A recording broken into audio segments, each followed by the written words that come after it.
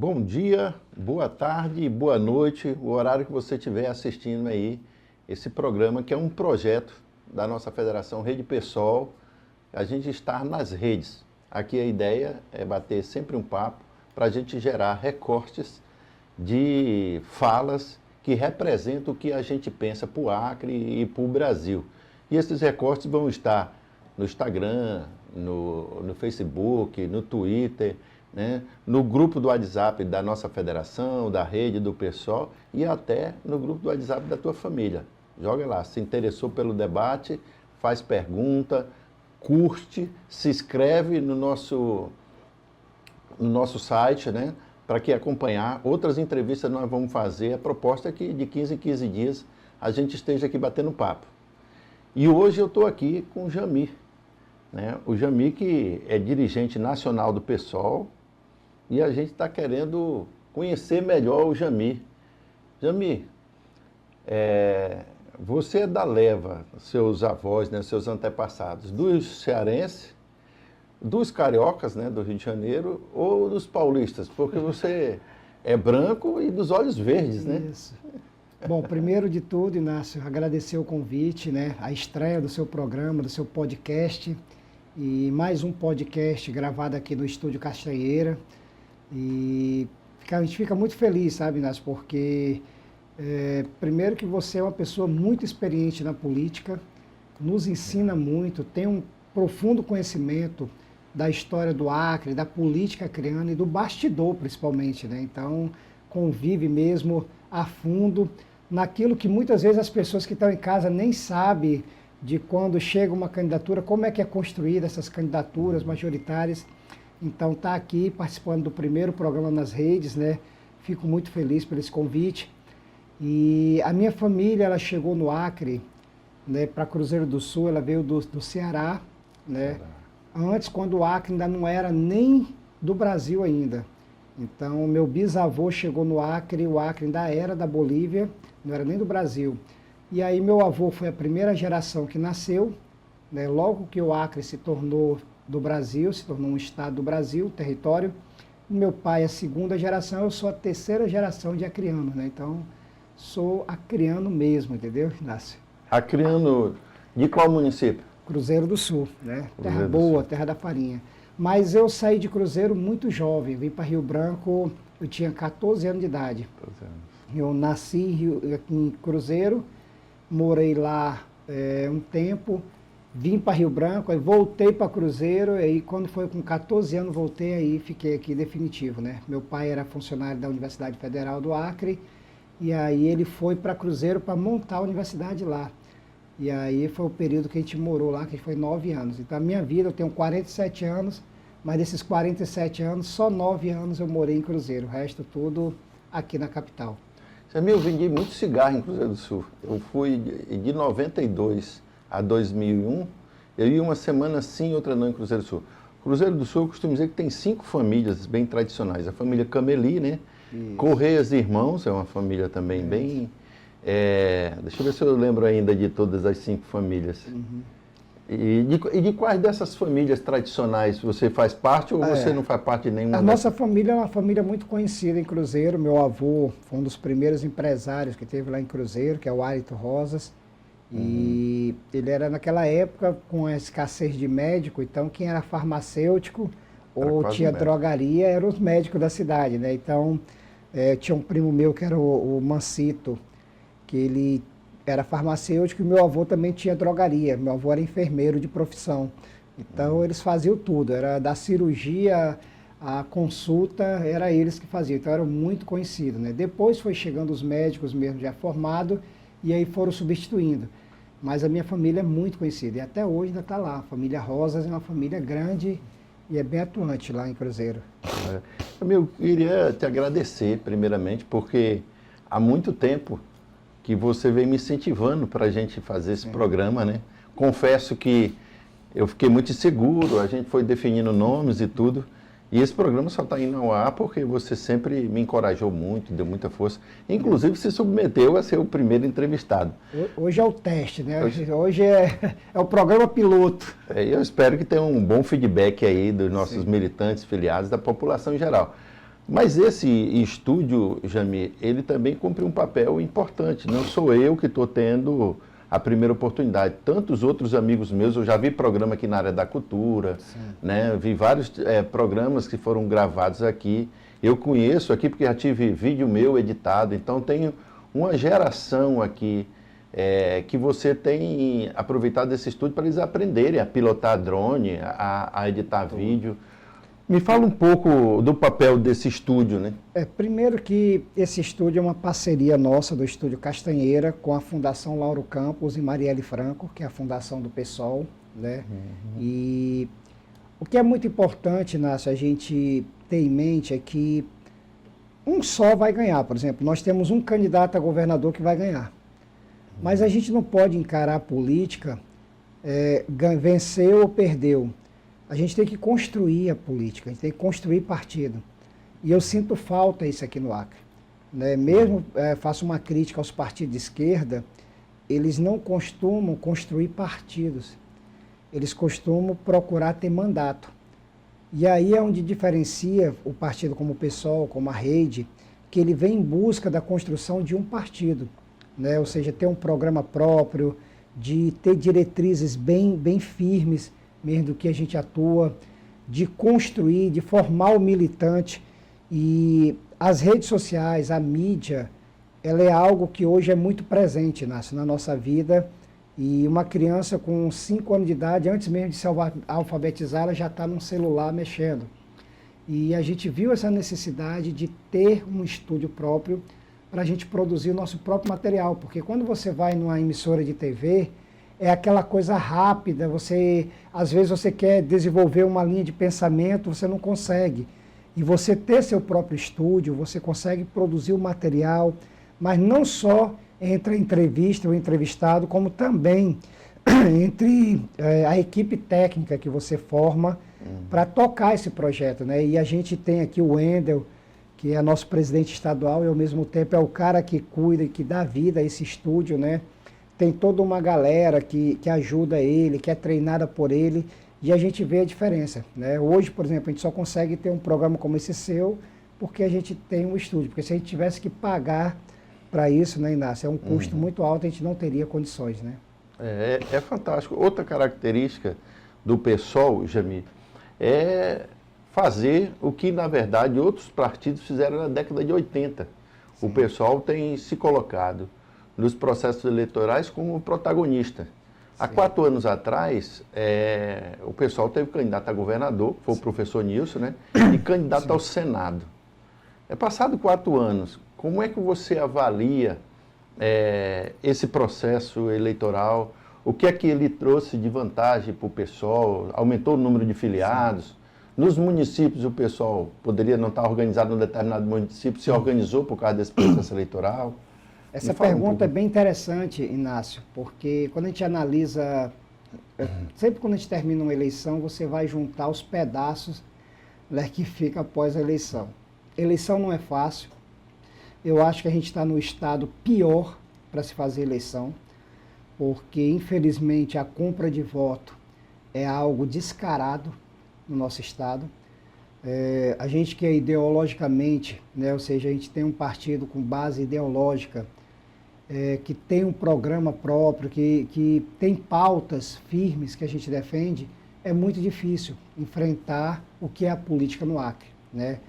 E você participar das eleições, não só com candidaturas proporcionais, mas com candidaturas majoritárias, isso dá vida ao partido. Né? Você sair desse pleito eleitoral, ser uma candidatura majoritária, você torna o partido invisível. Então é importante partidos como o PSOL, Rede e outros partidos que são pequenos, mas que são muito ativo mesmo, eles sempre participar do pleito eleitoral com chapa completa, tanto proporcional como majoritário. Não que a gente não tenha uma boa relação com os outros partidos progressistas, principalmente no campo da esquerda. A gente tem, mas principalmente na questão do primeiro turno, é importante a gente colocar os nossos nomes, até mesmo porque a gente tem a propaganda eleitoral, Inácio, que é uma propaganda que chega, tanta rádio e TV, que chega a todo o estado, e é uma forma de você mostrar. Agora, infelizmente, Às vezes você aposta muito, Inácio, num candidato, quando termina a eleição ele vai embora. Ou seja, toda aquela construção vai por água abaixo. Isso acontece muito, né? Muito, muito mais do que a gente imaginava, ou seja, do que a gente esperava. Então, a gente também, agora a gente está procurando lançar candidaturas, principalmente majoritárias, mais candidaturas que realmente venham para construir. Porque mesmo numa derrota, a gente pode sair vitorioso. A gente vê o exemplo aí da Marina.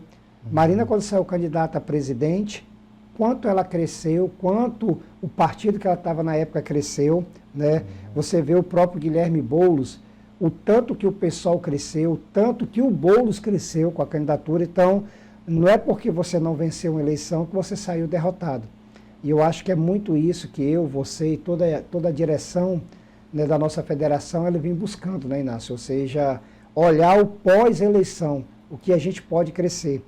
Num estado que é difícil a locomoção, que é muito complicada a logística, que infelizmente um estado que não tem indústria e todo mundo depende do governo, seja ele estadual ou municipal, você furar essa bolha não é fácil, né? E aí eu também queria que você falasse, Inácio, um pouco sobre essa experiência que é estar na rede, que é também estar vendo como esse cenário assim, eleitoral, como é que você está vendo tudo isso, Inácio? Na verdade, eu sempre trabalhei nos bastidores, né? Eu, desde os 14 anos que eu milito na política, mas muito gerenciando, administrando campanhas eleitorais que, na verdade, vai desde a confecção de material nas gráficas, equipes, né, de ruas. Então, o meu papel sempre foi esse. Eu tive a experiência, e mais uma vez, te eleger como culpado de ser candidato a vereador agora, né, pela rede. E eu confesso que eu tinha muita preocupação. Foi a tua primeira candidatura? A minha primeira candidatura. A verdade, com 54 anos, né, eu fui candidato pela primeira vez. Tinha sido presidente da Associação de Moradores lá do meu bairro, presidente de Grêmio, essas coisas que todo mundo que está na política tem essa oportunidade, né? Mas candidato mesmo num processo eleitoral eu fui o ano passado e confesso que eu fiquei muito uma expectativa de como seria, porque hoje as redes sociais, ela acaba sendo algo que cabe tudo. As pessoas, às vezes, resolvem falar coisas... Pro bem ou pro mal, né? Pro bem ou pro mal. E minha mãe tem 82 anos, eu me preocupo muito com ela, porque ela é muito ativa nas redes sociais e de não machucar alguma coisa. Mas, graças a Deus, foi um processo eleitoral que eu sinto saudade, porque foi muito bom. Quando eu pensei que ia começar a campanha, a gente tomou a decisão de última hora, quando eu pensei que tinha terminado a campanha, parte significativa da sociedade, principalmente essas pessoas mais ligadas à questão do meio ambiente, abraçaram a nossa candidatura, e nós fomos o quarto mais votado, né? Nós tivemos uma votação que eu tive 8 votos a menos de candidatos que já tinham experiência, já tinham sido... Até com mandato já tiveram. Até tiveram mandato, já foram vice-prefeito, então foi algo que me surpreendeu.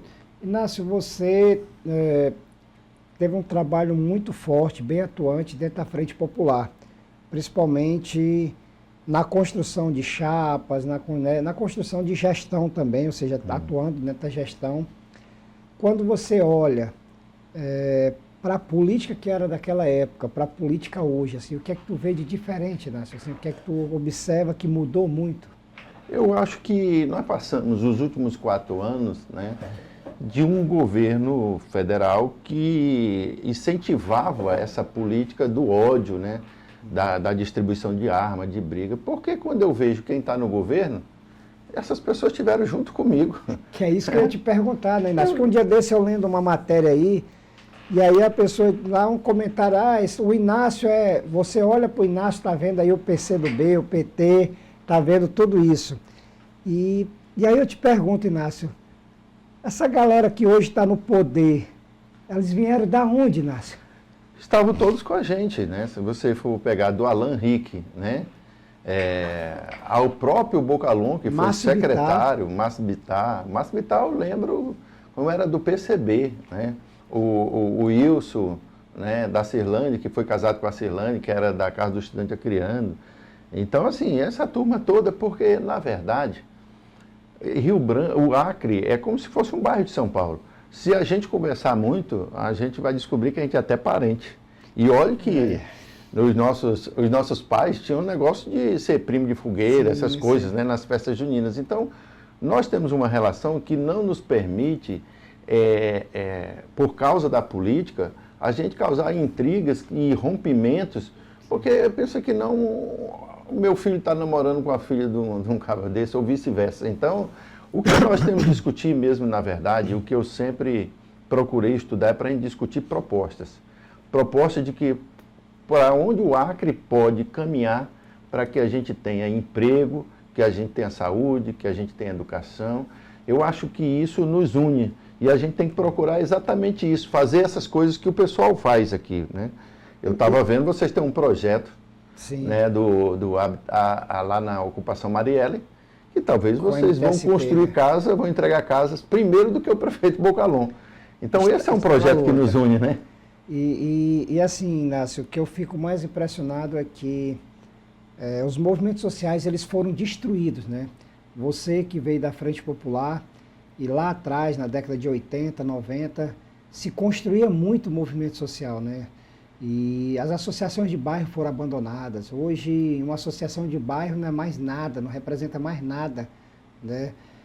Você tinha os sindicatos que foram desmantelados, né? E aí hoje quem luta pelos direitos do trabalhador, porque os sindicatos acabaram.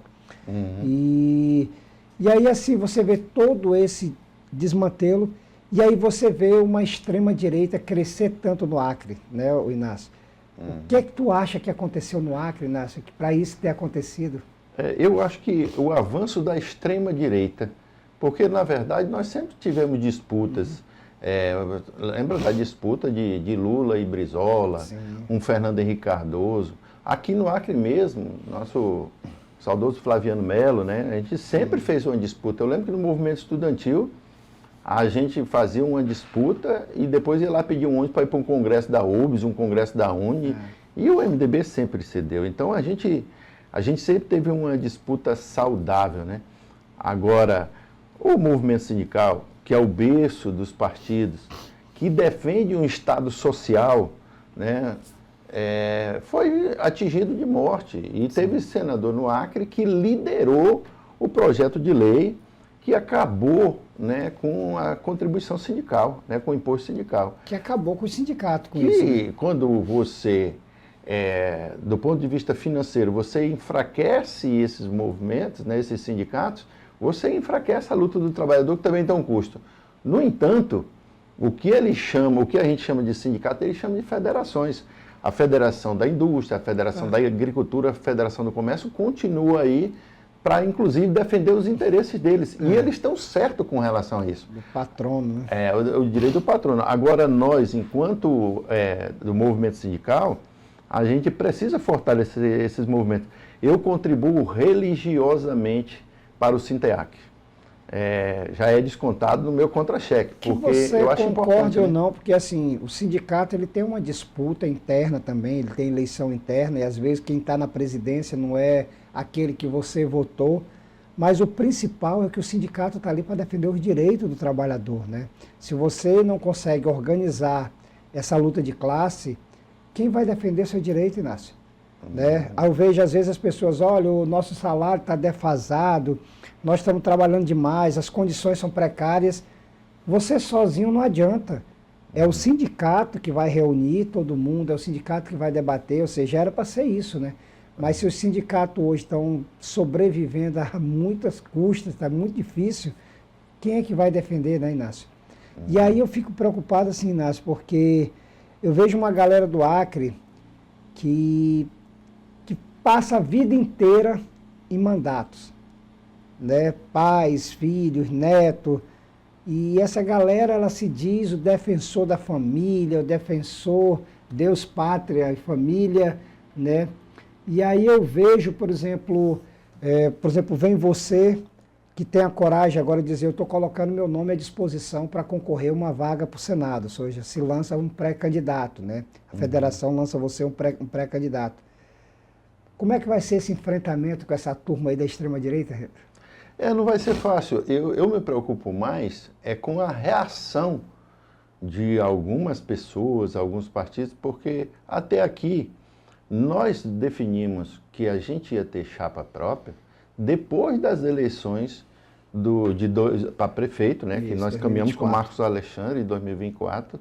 Foi uma experiência, e aí eu faço autocrítica, porque eu cheguei aqui e estava muito decidido de que a gente deveria apoiar o Marcos Alexandre, porque não via no Bocalhon uma expressão de democracia, né, de que pudesse construir avanço.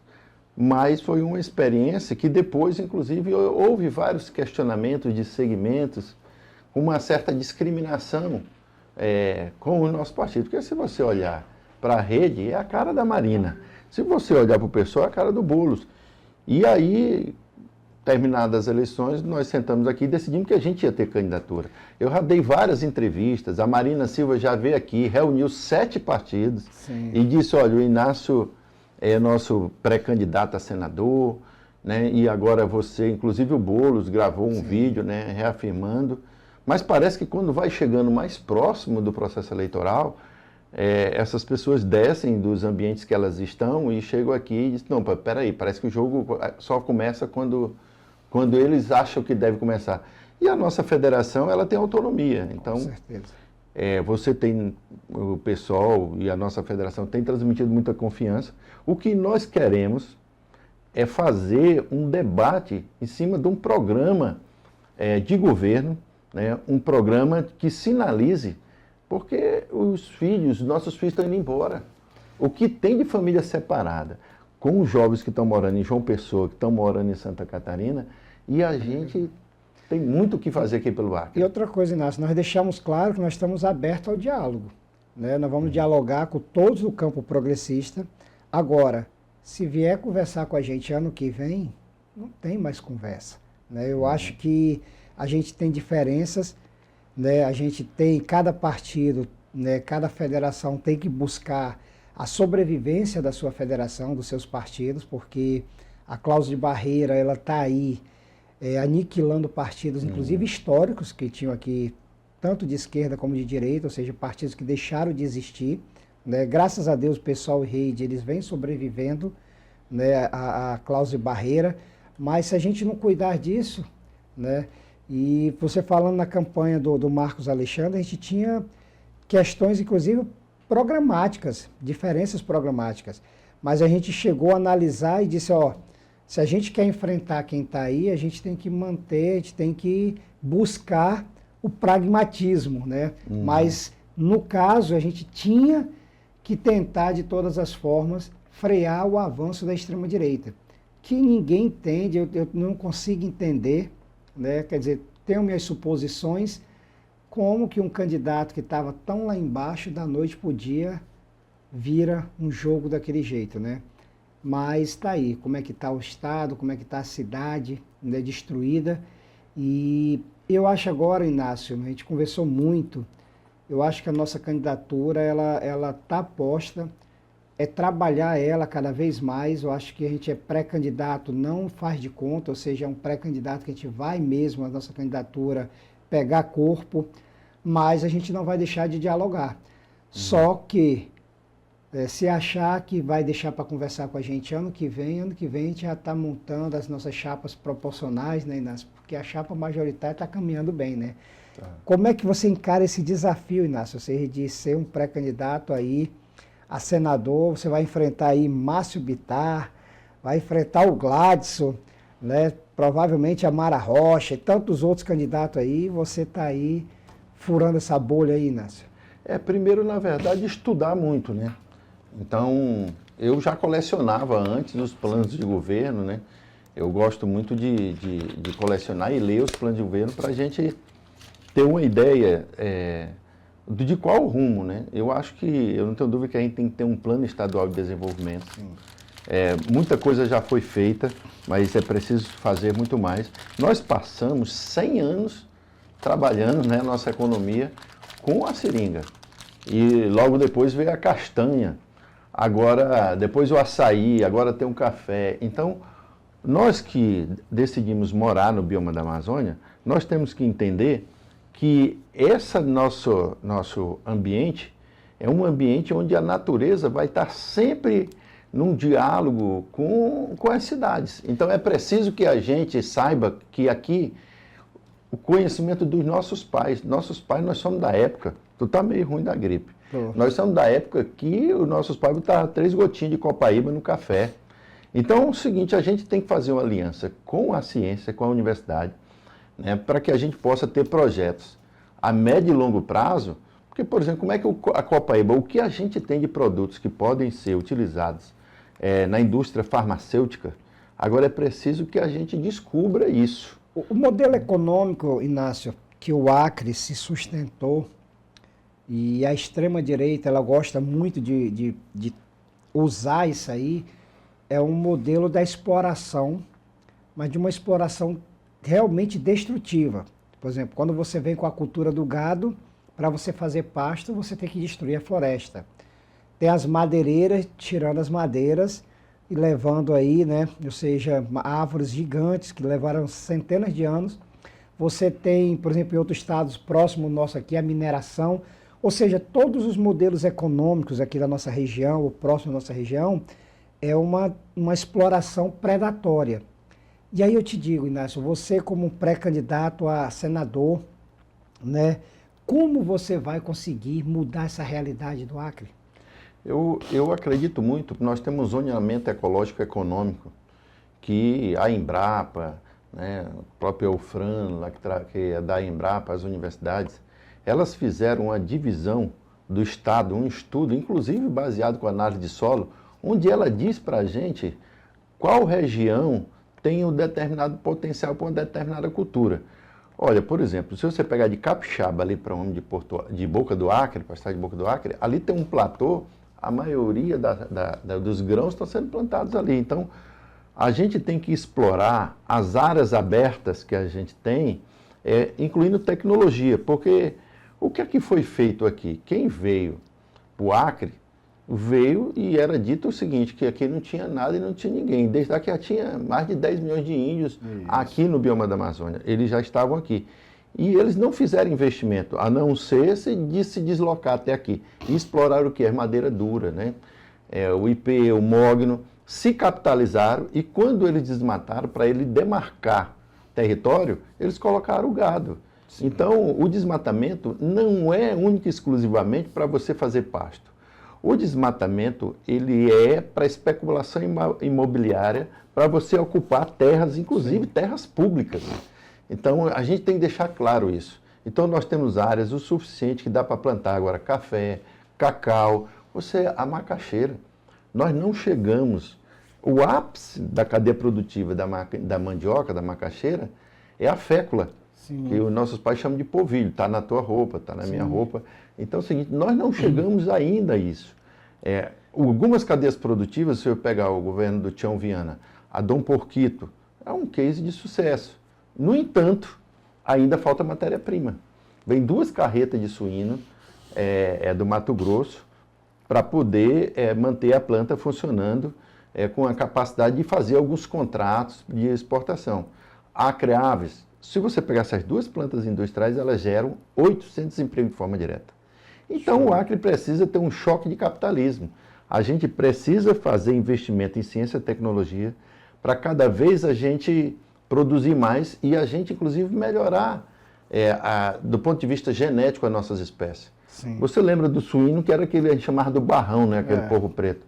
Hoje você pega o suíno da Dom Porquito, da Agroceres, né? Então, aquele suíno branco, né? Rosinha. Então, assim, a gente precisa, num estado do bioma da Amazônia, onde nós temos dificuldade de logística, nós temos dificuldade de geração de energia, o Estado tem que ser o indutor dessas políticas. E a piscicultura, como é que fica nisso também? É viável a piscicultura na nossa região? Não é viável? Você teve uma experiência lá naquele projeto da Amazônia, né? Como é que você vê a piscicultura também, Inácio? O modelo é o mesmo da Acreave, da Dom Porquito, do frigorífico Anassara, que a gente é o Cordeiro da Amazônia. Só muda a proteína animal. Era o quê? Você pegar o Estado, os empresários também que atuam nessas cadeias produtivas, aportar recursos e você startar essas empresas. né? No caso específico, em qualquer empresa, umas dão certo, por causa, às vezes, até de questões externas, e outras não tão sucesso, como é o caso da Peixe da Amazônia, né? Peixes da Amazônia, você está tentando lembrar o nome, Inácio. A Peixe da Amazônia, ela starta, de fato e de direito, em abril de 2015, no meio da crise do processo de impeachment da Dilma. Em 2016, quando o Temer assume, para você ter uma ideia, ela estava uma página inteira na Folha de São Paulo, fornecia para o Carrefour, então para o Grupo Pão de Açúcar e grandes outras. O que faltou foi o seguinte, capital de giro, porque é uma planta industrial grande. Agora, sobre a cadeia produtiva séria, do peixe... né? Que desse continuidade, né, Inácio? Que... É porque você for ver os próprios empresários, eles têm seus limites. Sim. Eles, na verdade, todos eles tinham seus negócios e fizeram uma aposta. E aí, essa aposta, eles não iam colocar em risco o negócio principal deles. Mas é uma planta industrial que está aí, que pode ser retomada. Depende de quê? De o governo, ali é senador Gamardi, a prefeitura, do governo do estado e do governo federal se juntar para que aquela planta industrial não se torne uma grande sucata, né? Por exemplo, o exemplo da China, sabe, Inácio? A China vem crescendo mundialmente porque o Estado é presente. O maior parceiro, né, das empresas chinesas é o Estado. No desenvolvimento da tecnologia, do suporte, de tudo que se precisa para que aquilo ali seja realmente lucrativo, se torne competitivo mundialmente. No Brasil, e principalmente aqui no Acre, a gente inicia, mas vê que vai morrendo aos poucos, né? Muitos programas que poderiam continuar, que era importante estar aí, né? Morreram por falta de parceria mesmo, de continuação dessas parcerias, de o Estado estar mais presente, de realmente entender que até esse negócio caminhar sozinho é um processo que pode demorar um pouco mais, né, Inácio? Mas assim, Inácio, voltando aqui para a sua candidatura a senador, né? O que vai diferenciar o candidato, né, Inácio, desses demais candidatos que estão aí se colocando à disposição também? Eu acho que há dois cortes, né? Existe um grupo de candidatos que defende o Estado mínimo, né? E deve ser, inclusive, apoiado por esses segmentos privados, né? Eu sou um candidato que defende o Estado social, então eu defendo o fortalecimento de alguns programas que são importantíssimos, né? Eu defendo um Estado forte que consiga manter uma escola de tempo integral, por exemplo, nos bairros onde os indicadores sociais são muito baixos, como Cidade do Povo, Cabreúva. Então, eu defendo uma escola de tempo integral, que o custo é maior do que uma escola de tempo normal, né? Eu defendo o fortalecimento do SUS. Eu acho que os postos de saúde têm que ter uma disponibilidade de médicos por mais tempo, porque, fruto das mudanças climáticas, hoje nós temos muitos problemas de doenças respiratórias. Nesse período é cheio. Então, eu sou defensor de fortalecer o funcionário público, né? Através de... Você pega, por exemplo, a OCA, para mim, o governo Binho fez várias outras obras, as pontes de Rio Branco para o Sul, todas, mas eu vejo na OCA uma simbologia muito forte, porque ali o cidadão vai lá para resolver os problemas dele. Eu acredito que uma OCA rural, onde, ali no Ceasa, onde as pessoas vão lá deixar sua banana, deixar seu produto, que ele possa também resolver todos os seus problemas que ele tem de uma licença ambiental, de alguma coisa, concentrar numa OCA rural. Então, eu acho que o que vai diferenciar é porque, diferente dos demais, tem uma pessoa comum que faz a feira no supermercado do Acre, que joga futebol aqui final de semana, né, no ramal do Canil, uma pessoa que nunca esteve no parlamento, né, e que todos os demais candidatos que estão aí estão a longo prazo, inclusive agora com orçamento, porque uma das coisas que eu sou contra é essa questão das emendas parlamentares. Eu acho que é tomar de assalto o orçamento do Executivo, que tem, segundo a legislação, a obrigação de fato, executar o orçamento. Eu, como legislador, quero discutir a Lei Candir, que está com 29 anos, que tem todo o incentivo para a exportação.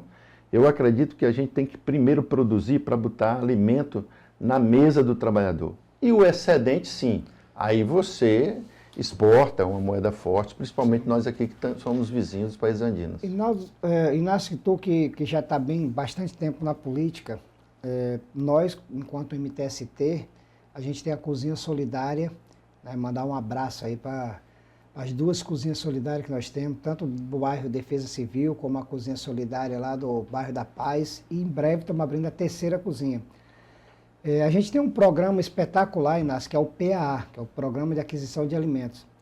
E quando a gente recebe doação do PAA, está restrita a poucos produtos. Mas não é porque o programa não queira comprar, é porque não tem fornecimento, não tem fornecedor. Por que o Acre não tem tomate, batata, cenoura? Se plantar aqui não dá, ou é questão... O que justifica isso, Inácio? Porque nos outros estados próximos aqui do nosso, que praticamente é o mesmo solo, a gente tem todos esses legumes, esses vegetais. É uma questão cultural? O que é isso que está acontecendo? Olha, eu acho que a gente tem que explorar o que a gente sabe fazer e sabe fazer bem. Então tem alguns produtos aqui nossos, a macaxeira é um exemplo disso, né? Que a gente domina. Os demais produtos, nessa relação comercial, você pode comprar produtos de outros estados que a gente não produz, principalmente com escala e volume que dê segurança, por exemplo, de que não vai faltar lá na cozinha esse determinado produto. Sim. Mas tudo isso é uma questão cultural. A gente tem que incentivar as hortas escolares.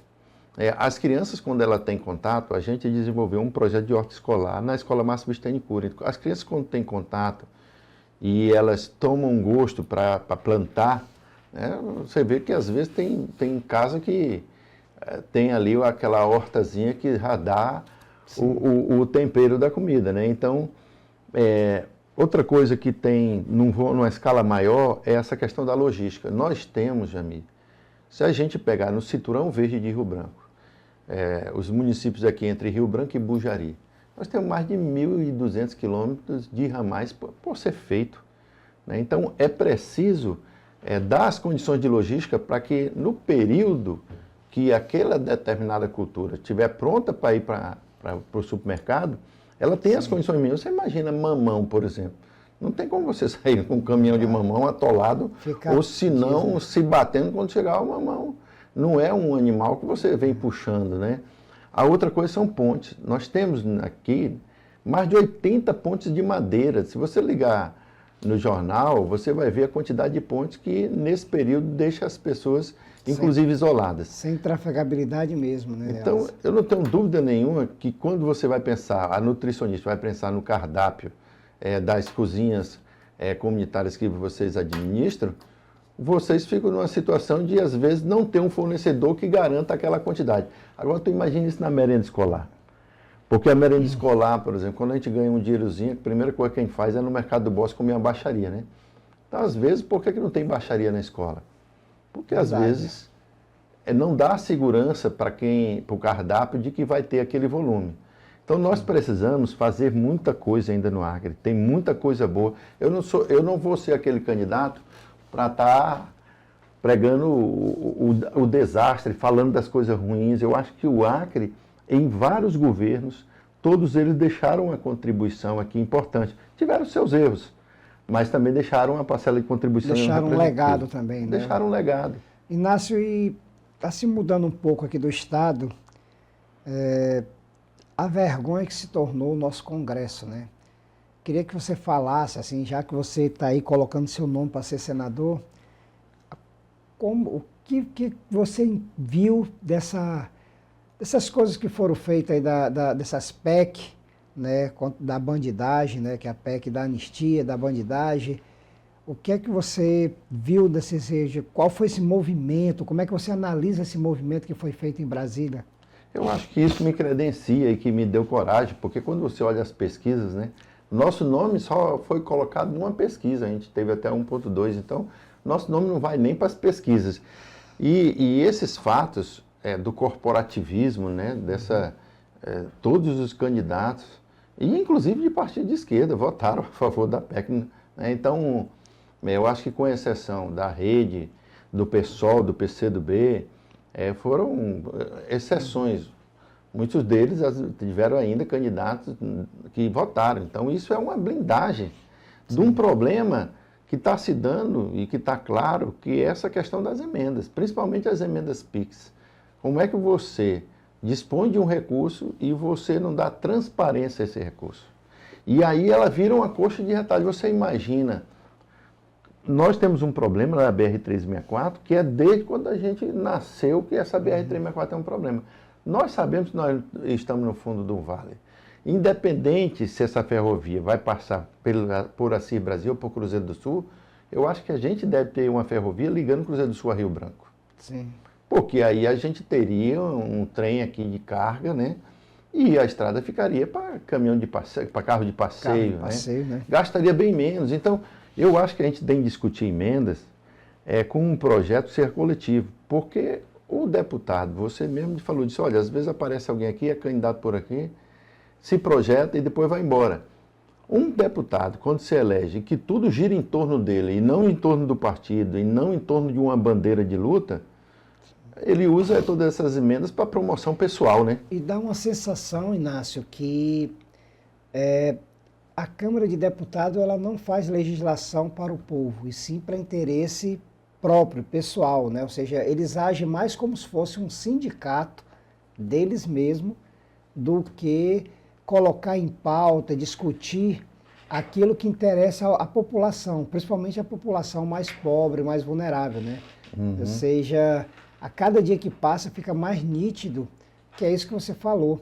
É mais importante para ele estar discutindo a emenda e aonde ele vai colocar e quais os controles que vão ter ou não de fiscalização, porque na verdade eles querem que não tenha controle nenhum, né?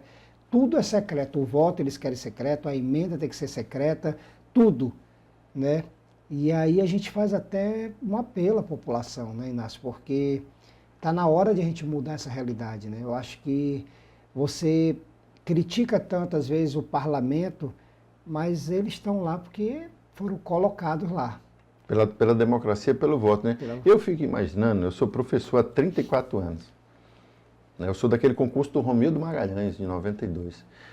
Só para você ter uma ideia, se o imposto, a cobrança do imposto, for para quem ganha acima de R$5.000, se for aprovado, isso para a nossa categoria de professores representa um 14º salário.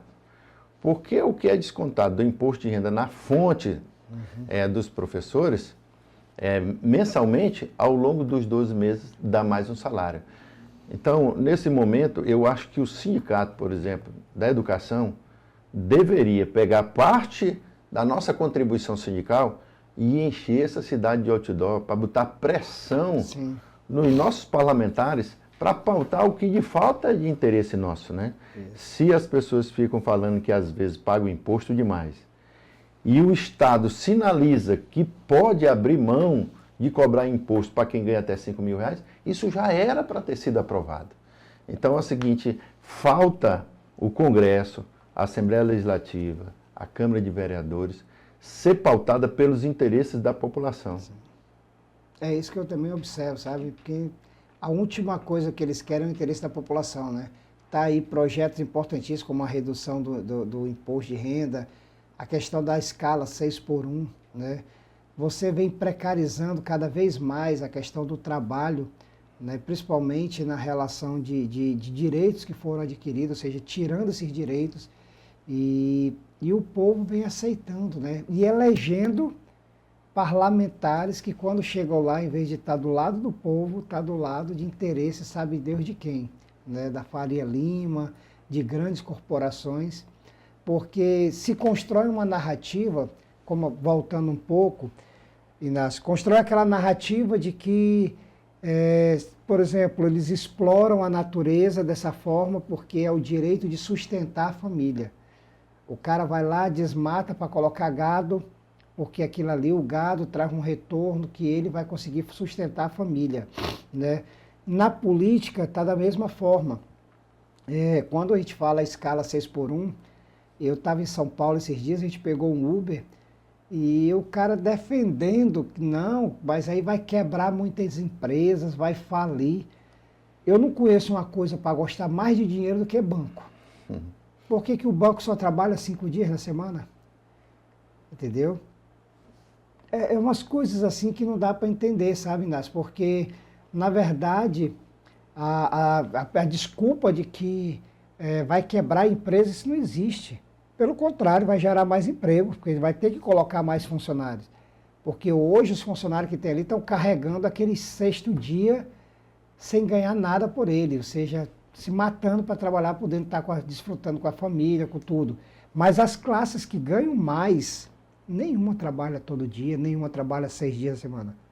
Mal trabalha 5 dias se trabalhar, porque tem classes aí que ganham um absurdo e trabalham o menos possível, né, Inácio? Jamil, na verdade, a tecnologia permite que a nossa produtividade seja cada vez maior. Sim. O grande problema é que o empregador tem se utilizado dessa tecnologia para reduzir postos de trabalho. Você imagina só, nós somos da época dos cobradores de ônibus. O que é que essas pessoas estão fazendo agora? Qual foi o mercado de trabalho que absorveu essa mão de obra dos cobradores de ônibus? Sim. Então você vê hoje os motoristas, além de dirigir, ainda tem que receber. Supermercado tinha os empacotadores, né? Acabou tudo, né, Inácio? E vai reduzir ainda mais a questão dos caixas. Porque o caixa automático que você vai lá e você mesmo passa a sua feira, cada vez mais presente, né? a princípio parece ser algo mais moderno, mais sofisticado, que agiliza, né, a fila, mas no fundo o objetivo é o seguinte: quanto mais pessoas de forma autônoma, sem depender de um ser humano, para passar a sua feira, menos caixa vai ter. Então, assim, a tecnologia, tem um prefeito, o Eduardo Campos, que ele tem utilizado. Quem é que tem um banco de dados de todos nós? O governo, porque ele tem um CPF. Então é o seguinte, a gente poderia usar a tecnologia para avisar o seguinte: ó, Inácio, tu acabou de fazer 60 anos, chegou aí tua carteirinha do idoso, para tu entrar pela frente da portão e ter todos os benefícios, né? Só imprime? Não.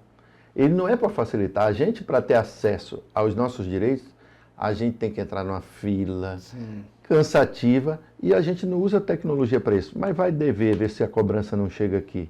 Outra coisa, Inácio, por exemplo, você falando agora assim da questão da tecnologia, o tanto que o Estado, seja ele municipal, estadual, federal, se desperdiça de recurso por falta de integração, né? Por exemplo, um paciente vai num posto de saúde fazer uma consulta.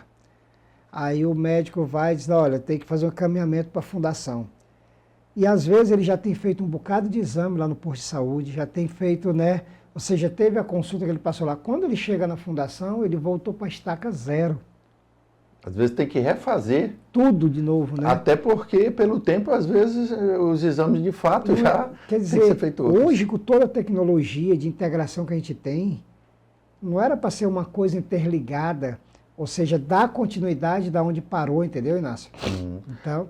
Já minha mãe me dizia o seguinte: quando a pessoa não sabe o que quer, nem o vento ajuda.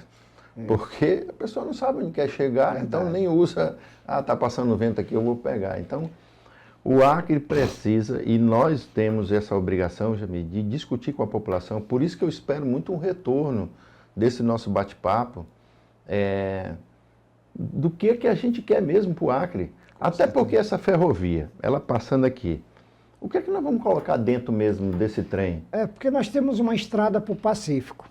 Essa estrada, quando foi feita, Inácio, se dizia que o Acre ia mudar, porque agora nós íamos exportar mais, que nós íamos importar coisas que eram bem mais baratas, e a gente até hoje está por ver isso. Aí eu te pergunto, a ferrovia não vai ser a mesma coisa ou não? O que é que vai acontecer, né? Se o Acre não tiver uma produção que dê volume e frequência de entrega, o trem vai passar aqui com grãos.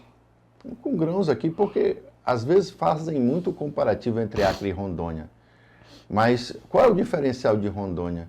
É porque tem um porto que parte dos grãos que são produzidos no Mato Grosso sai dali de balsa, né? E vai até Manaus, de Manaus faz a capotagem e vai para os outros países. Então ali é o diferencial.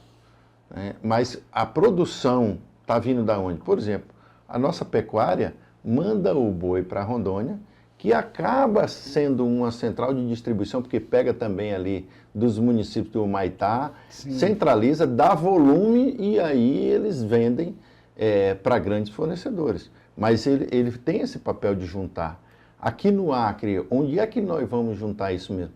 Você pega ali aquela região de Brasileira, tem um hub ali, até porque é uma zona de desenvolvimento que tem incentivo fiscal, e você tem ali Porto Maldonado, que também cumpre com esse papel. Nós vivemos muito isso antes de ser ligado o Rio Branco à Rondônia, né? Muitos dos comerciantes de Cruzeiro do Sul, lá na tua terra, tinha armazém em Rondônia, comprava em São Paulo, descarregava em Rondônia e fazia esse trajeto de Rondônia para Cruzeiro do Sul de balsa. E dependia muito de Manaus também, né? Era uma coisa absurda, né? Tudo o fluxo de Cruzeiro do Sul era Manaus-Rondônia.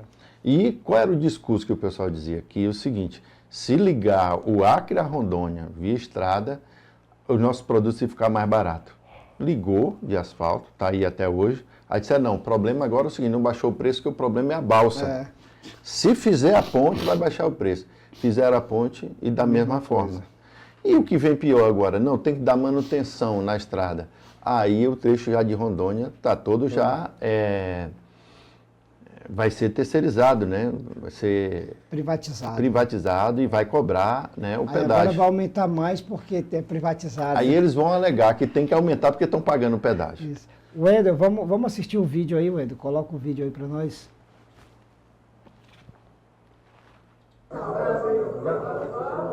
Fala, povo de luta do Acre. Eu estou aqui do lado desse companheiro aqui. Guerreiro, hein? A gente já guerreiro de luta, de cozinha solitária, de luta por moradia, da luta do povo. E vai ser um também nosso candidato a governador do Acre. Então, ó, vamos junto. É nóis, vamos junto. Pra cima. O pessoal vai estar com candidatura própria, né? Eu para governador e o companheiro Inácio da Rede para senador. Está na luta. É isso aí, pessoal. Esse encontro com o Boulos foi uma coisa bem corrida, né? Foi agora, final de semana, ele estava autografando o livro dele, né? Para Onde Vai a Esquerda, que é um livro, entendeu? Nós vou até trazer uma quantidade de presente que fala bem sobre esse avanço da extrema-direita no mundo inteiro, né? Não foi só aqui no Brasil, foi no mundo inteiro. E sempre pautado nesses temas aí que a gente até procura entender por que cresceu tanto a extrema-esquerda. Não foi algo assim que surgiu do nada, ou seja, existe mecanismo por trás desse crescimento, existe interesse, principalmente de quem se mantém no poder aí há gerações e gerações, e a gente precisa compreender bem isso, né, Inácio? Eu acho que o companheiro Boulos é uma das grandes revelações que a gente tem, né, no cenário político novo, né?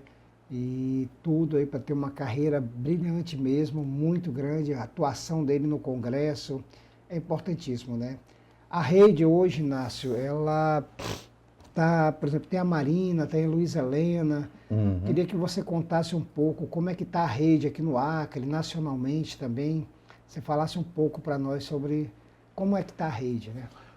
Olha, eu acho importante os dois partidos, Rede e PSOL, essa fala do Boulos, porque aqui no Acre, às vezes, é o seguinte, as pessoas olham e dizem, rapaz, esse Jami é muito ousado, como é que ele se atreve a ser candidato a governador? Como se fosse algo da tua cabeça, Jami. Ou se não, olha, esse Inácio, como é que ele... Você elegeu nem a vereador, é candidato a senador, é pré-candidato, né? Pré-candidato a senador, como é que ele tem coragem e tal? Parece que é coisa da cabeça da gente. E eu fico muito feliz quando eu vejo o Boulos. A Marina esteve aqui, você esteve lá presente, reuniu os 7 partidos, e disse que nós vamos ter uma chapa majoritária, que é para exatamente a gente falar de assuntos que outros candidatos não vão falar, porque às vezes tem receio, inclusive, de não ter voto por causa dessa fala. Você imagina o que Boulos fez ali em São Paulo, com alguns prédios, algumas casas que estavam desocupadas há anos, que servia de abrigo para quê? Para pessoas que, o seguinte, que fumar droga, para vandalismo, para tudo que não prestava. Nós já estamos vivendo isso aqui no Acre. Sim. Jami, em frente ao pronto-socorro ali na Getúlio Vargas, nós temos um prédio, eu acho que é de 5 andares, Quantos anos aquele prédio está abandonado? Verdade. Aquilo dali, o poder público tem que chamar o proprietário, que às vezes pode estar passando por uma dificuldade, pode ser uma herança, coisa desse tipo, mas resolver o problema. Tem que ter uma finalidade, né? Tem que ter qual é a finalidade, né, o que ele cumpre como interesse social, né? Essa finalidade lá desse prédio, ele está ali só para ficar especulando, abandonado, ou ele tem outra finalidade, né, Inácio? Você pega no centro da cidade, na frente do Museu dos Autonomistas, está lá um prédio de esquina abandonado. Você pega a sede do Rio Branco Futebol Clube na frente da Assembleia Legislativa. Então, quando se faz esse movimento, é um movimento que não é para você ocupar a residência de alguém que está morando, um prédio que está gerando emprego, mas é para chamar o poder público para dizer, epa, nós vamos ter que tomar uma providência, que isso, o turista que vem aqui, e nós temos um turismo religioso que é muito forte, um turismo indígena que atrai muita gente para cá, né? Nós temos um turismo de aventura e fica ruim. Em São Paulo, Inácio, nós montamos na Sé, na Praça da Sé, uma cozinha solidária exclusiva para os que a gente chama de sem direitos. O que são os sem direitos? Por exemplo, uma das categorias, os motoristas de Uber, de aplicativo, que entrega os iFood, entregador de aplicativo, né, em geral. Essa galera não tem carteira de trabalho, se adoecer, ele não vai trabalhar, não vai receber. Se sofrer um acidente, ele vai ficar desempregado, sem recurso nenhum, sem nenhum suporte. E aí nós montamos uma cozinha solidária, o MTST, e ele atende essas pessoas. Ou seja, o cara está fazendo entrega na rua, ele para lá, tem um lugar para botar aquela bolsa dele, tem umas cadeiras confortáveis para ele sentar, descansar e recebe a refeição totalmente gratuita, né? Por que a gente não traz isso aqui para o Acre? Entendeu, Inácio? Não é caro manter uma cozinha. E eu fico impressionado, sabe por quê? Porque a maioria das pessoas que se dizem de direita, que coloca Deus, pátria e família, não defende, por exemplo, programas sociais que nem o pessoal está fazendo. Sim. Porque as igrejas, elas têm que ser um aliado nosso nessa questão social, no cuidar do ser humano. Enquanto o poder público cuida de obras, de ruas, de estradas, de ferrovias, essas coisas, a gente tem que ter programas sociais. Por isso que o Estado tem que ser forte. Sim. Por exemplo, você pega os alcoólatras anônimos, a Igreja Católica que tem lá o AA, quantas pessoas voltaram para o seio da família por causa dessa aliança? As igrejas evangélicas, quantas pessoas elas retiram, né, do mundo do crime, ou o retiro da prostituição, do alcoolismo, esse trabalho social? Essas pessoas, na verdade, se fosse pelo gosto desses pessoal de direita, Inácio, eles queriam exterminar essas pessoas. Essa é a verdade. Eles não querem recuperar uma pessoa que está com problema, eles não querem entender que quem está naquela vulnerabilidade ali é um problema de saúde. Não é um problema de você estar enfrentando um crime organizado, entendeu? Você está enfrentando pessoas que estão doentes. Mas eles tratam, quando querem agir, naquela brutalidade que foi tirar, né, os moradores de rua, levar para um outro bairro, com toda aquela violência. Mas o problema em si, que é a falta de comida, de perspectiva de vida, de geração de emprego, não tem, né, Inácio? Não existe. Sabe? Por isso que eu te falo o seguinte, se a gente não estiver pensando, claro que do ponto de vista administrativo, é uma planilha no Excel que diz 2 mais 2 sempre vai ser 4. Mas você imagina, a maioria dessas pessoas que vão para a rua, muitas delas saem porque viram catadores. Sim. Entram, por exemplo, catador de latinha, né? O alumínio dá um retorno e eles começam a ter uma profissão. Então aqui no Acre, por exemplo, essa logística reversa, qual é a política pública mesmo que a gente tem dessa logística reversa? Porque quando tem uma alagação, o que a gente vê é nossos rios, nossos igarapés, nossos córregos cheios de garrafa PET, sofá. Eu cheguei a tirar na campanha de vereador um Fusca, um Gol, um carro que estava dentro do igarapé São Francisco. Então é esse tipo de absurdo que a gente pode estar pegando esse material que está poluindo e essas pessoas, diferente dessas empresas que ganham licitação para coletar lixo doméstico na casa da gente, elas podem fazer esse trabalho de formiguinha e se reintegrar na sociedade, tendo uma renda que dê dignidade para elas, né? Inácio, como eu acompanho bem de perto as cozinhas, e a gente vai conversando e entendendo as pessoas, principalmente os beneficiários, que são as pessoas que pegam a alimentação na cozinha. E aí a gente fica triste, sabe? Assim, o coração da gente dói. Você tem casos, muitos casos, que a única refeição do dia que a pessoa faz é aquele almoço servido para a cozinha. Ou seja, ele se alimenta a cada 24 horas. Tem crianças, Inácio, que janta ali 19 horas, quando tem. Aí a primeira refeição que vai ter no outro dia é às 9, 9h30 da manhã, 10 horas, que é o horário da merenda escolar. Essa criança ficou de 14 a 15 horas sem se alimentar. Porque quando ela sai de casa para ir para a aula, não tem nenhuma bolacha, um biscoito, um pão, um pedaço de pão para comer. Então, assim, nas cozinhas agora a gente vai começar a trabalhar com o café da manhã, principalmente para aquelas crianças que estão indo para a aula. E a criança passar, toma um café ali rápido, um café com leite, uma bolacha, um pão, entendeu? Porque a gente está vendo que essa questão da fome, Inácio, é algo muito presente. E a gente vai se acostumando e normaliza isso. Isso é muito ridículo, cara. Sabe? Achar que isso está bem. Não, isso é normal. Não é normal. Ninguém era para estar passando fome. Todo mundo era para fazer pelo menos as 3 refeições por dia. E aí a gente vê que no nosso estado está acontecendo muito, muito isso, né? E há um preconceito. Quando eu digo preconceito é porque a pessoa acaba fazendo um juízo de valor e não entende que às vezes são momentos. Eu vou te falar uma coisa que para mim é muito difícil de falar, mas quando meus pais se separaram eu tinha 11 anos de idade. Então, a minha mãe, que já tinha tido o primeiro casamento, tinha tido 3 filhos, eu sou do segundo casamento. Então, você imagina uma mulher com 5 filhos. Então, nós tivemos um momento, até a gente se estabilizar novamente, e nós passamos fome. Passamos uma necessidade, entendeu? Então, é o seguinte, a gente escapou, tinha um pé de banana-sapo lá atrás do quintal, e a gente sobreviveu com amadurecer direito, não. Não, comia lá. Então, é o seguinte, mas foi uma fase. Porque eu tenho certeza, Jamil, que quem dá, sente, né?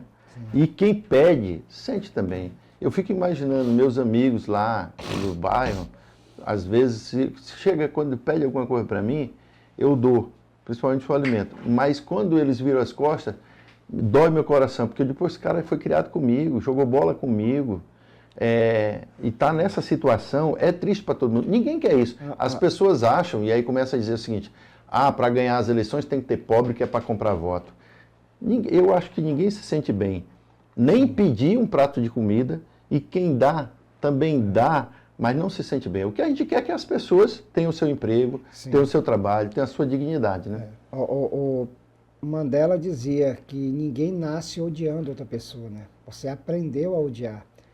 Uma criança que cresce numa sociedade onde ela passa necessidade, onde ela passa fome, acontece de muitas crianças dessas se tornarem adultos, né, que vão vencer na vida, mas também acontece de muitas delas procurarem um outro caminho, né, Inácio?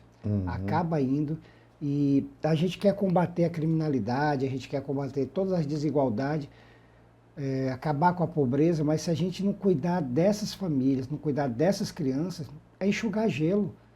Não adianta amanhã, Inácio, estar colocando aí 10 mil policiais novos, criar guarda municipal. Isso não existe. O problema nosso, a raiz do nosso problema, está lá dentro da periferia, nessas famílias que não têm casa, tem que procurar invadir terra para poder construir um barraco, está nos filhos que não têm alimentação, que não têm roupa, né? A mãe, às vezes, tem 4, 5 filhos, não consegue uma creche para botar a criança para ela poder procurar um emprego, e a gente só jogando pedra. Mas cadê a nossa classe de político? Principalmente nossos deputados federais, nossos senadores, que poderiam estar vendo isso. Então, assim, eu fico muito feliz em você, primeiro pelo seu histórico, sabe, de tudo que você já viveu na vida, Inácio, né?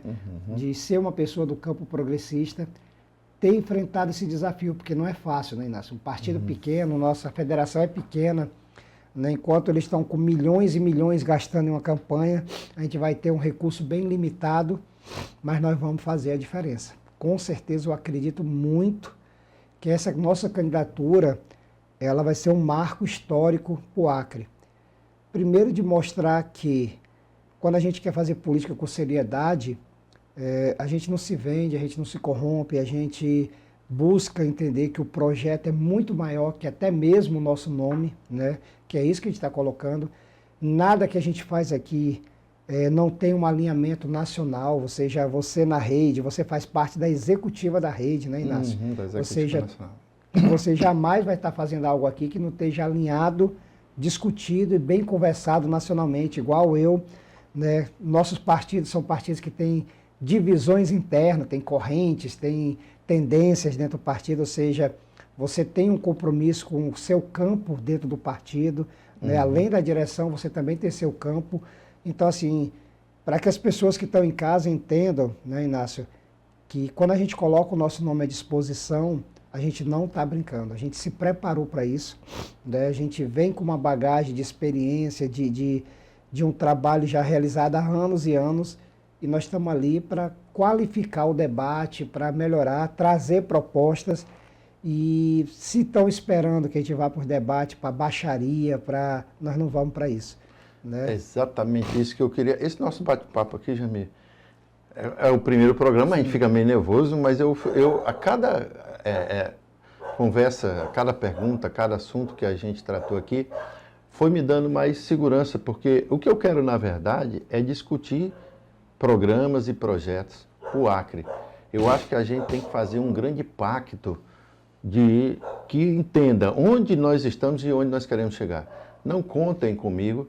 Eu tenho um senador, que é o senador Márcio Bittar, que ele faz um debate que é o oposto do que nós acreditamos. Sim. Então, eu quero muito me preparar para fazer um debate com ele, porque eu acho que o espaço que ele tem, durante 4 anos, ele foi um dos homens mais poderosos do Brasil, porque coordenou o orçamento geral.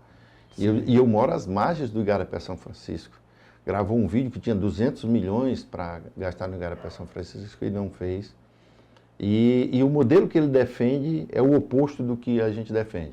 Mas mesmo assim, eu não tenho problema nenhum em encontrar com ele, conversar com ele, mas eu quero fazer um debate do ponto de vista de programa. E eu estou muito satisfeito, porque nós estamos conscientes do nosso tamanho, do desafio que é grande, é enorme. Nós vamos estar disputando com pessoas que têm estruturas enormes, mas que a gente quer discutir essa pauta humana. A rede, a gente costuma dizer o seguinte, que Deus, qualquer religião que você tiver, quando você vai ver a descrição do que é o paraíso, é a convivência entre a natureza, os animais e o ser humano. Sim. Deus nunca disse o seguinte, ele diz a natureza vai estar a serviço do homem, mas não diz o homem pode acabar com essa espécie que eu criei. Roberto Carlos teve que criar uma música para defender as baleias, porque senão eles estão extintas. Então o que a gente está querendo é que a gente faça um desenvolvimento sem ter que a gente acabe com determinada espécie. Sim. Porque se Deus criou, a gente sabe que é o seguinte, Deus é perfeito, né? Então, assim, o que a gente quer, a pecuária cumpre com o papel dela. O café, ela não vai sair do Acre, né? A pecuária não vai sair. A gente tem como trabalhar, né, Inácio, para como minimizar esse impacto e tornar ela cada vez mais produtiva, sem precisar avançar cada vez mais desmatando, né? Ou seja, não é que a gente vai deixar de existir a pecuária, pelo contrário, ela tem que ser supervalorizada, mas desde que também ela respeite esse meio, as outras, né, cadeias produtivas, sim, né? E a gente também tem que ser muito responsável para a gente não criar expectativa. Olha, para você ter uma ideia, tem um pé de café lá na casa da minha mãe, nas placas que falta água, na beira da rua, tem um pé de café. O café virou uma moda tão grande que às vezes as pessoas mais humildes acham que é o seguinte, que elas vão plantar café e vão ganhar dinheiro e enricar com isso. Você sabe que 1 hectare de café é no mínimo 25 mil reais para você fazer para formar ela, de café. Então a gente tem que ter consciência, porque muitas vezes é uma política de governo que fortalece uma determinada cadeia produtiva em detrimento de outra. Sim.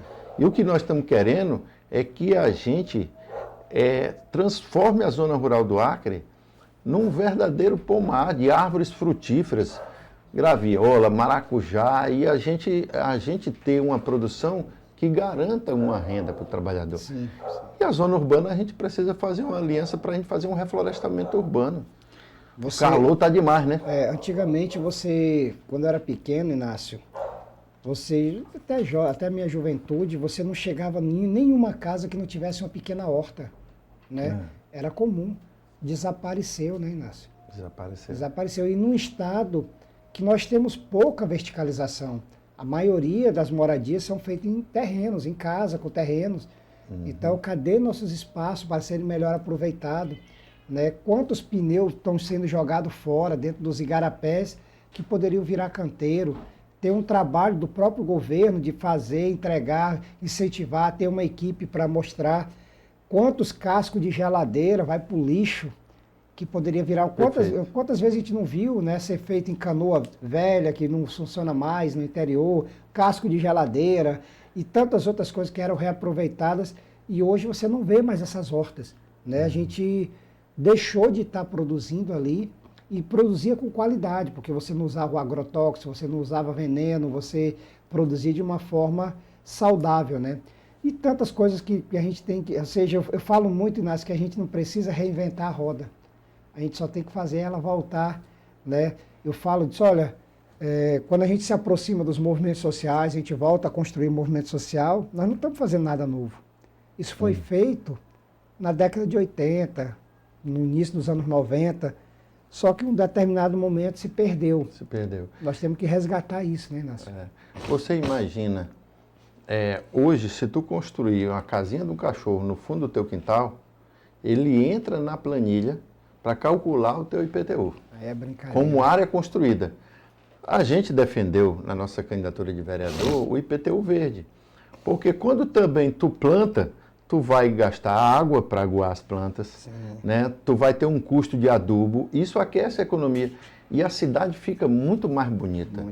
Quando você anda ali, por exemplo, no Tucumã, né, você lembra que os moradores ali foram arborizando, né? Aquela área ficou uma área gostosa, né? Bonita. Quando você passa na frente de uma casa que você vê que tem ali aquelas exórias, né? Rosa do deserto, dá uma leveza para o ambiente. Agora que dali tem um custo e tem que ser descontado no IPTU. Com certeza. Porque serve de incentivo à coleta seletiva. Nós vamos falar disso, nós vamos falar de esperança, nós vamos falar a médio e longo prazo. Nós não temos soluções. Não vamos revelar muita coisa, porque tem uns candidatos aí que não tem proposta nenhuma e fica só pescando, né? Mas tu sabia que durante a campanha agora de vereador, o pessoal me dizia muito isso. Quando o Bocalhau começou a pintar tudo de azul, eu disse, cara, por que ele não faz a faixa azul? Porque São Paulo diminuiu muito o índice de acidente com as motos, né? Sim. Por quê? Porque foi pego 1,15 m entre a faixa 1 e a faixa 2, só para moto. E é azul, a faixa azul. E o prefeito lá, inclusive, é do MDB, né? Isso. O Tarcísio, que é o governador também. Então é o seguinte, olha, quer pintar de azul?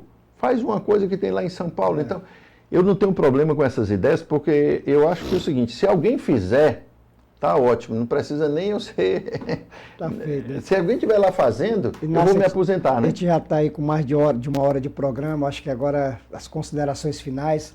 É importante avisar, né, Inácio, que a página nas redes, né, ou seja, o canal nas redes, quem estiver aí assistindo, se inscrever no canal, deixar lá seu comentário, seu like, compartilhar, né? É muito importante a gente chegar ao máximo de casas, ao máximo de pessoas possível, e que fico feliz por estar participando do primeiro.